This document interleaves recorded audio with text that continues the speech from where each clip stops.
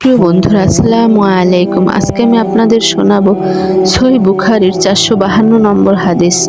আবু সাঈদ খুদরি রাদিয়াল্লাহু বলেন, একদা নবী করিম সাল্লাল্লাহু আলাইহি সাল্লাম মসজিদে নববীতে খুতবা দিলেন। খুতবায় তিনি বললেন, মহান আল্লাহ পাক তার এক বান্দাকে এখতিয়ার প্রদান করেছেন। দুনিয়া এবং আখিরাতের মধ্যে সে যা ইচ্ছা গ্রহণ করতে পারে, অতঃপর সে আখিরাত গ্রহণ করেছে। এত শ্রবণেও হযরত আবু বকর রাদিয়াল্লাহু কেঁদে ফেললেন। তখন আমি মনে মনে বলতে লাগলাম, এ বৃদ্ধ কেন কাঁদছেন?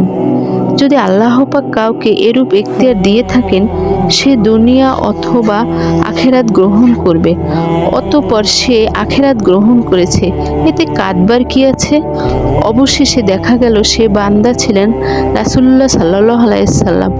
হযরত আবু বকর রাদিয়াল্লাহু ছিলেন আমাদের মধ্যে সর্বাপেক্ষা জ্ঞানী। তাই রাসূলুল্লাহ সাল্লাল্লাহু আলাইহি সাল্লাম হযরত আবু বকর রাদিয়াল্লাহুকে সান্ত্বনা প্রদান করে বললেন, হে আবু বকর, তুমি কেঁদো না। সাহচর্য ও সম্পদ দ্বারা আমার প্রতি সর্বাপেক্ষা ইহসানকারী হলেন হযরত আবু বকর রাদিয়াল্লাহু।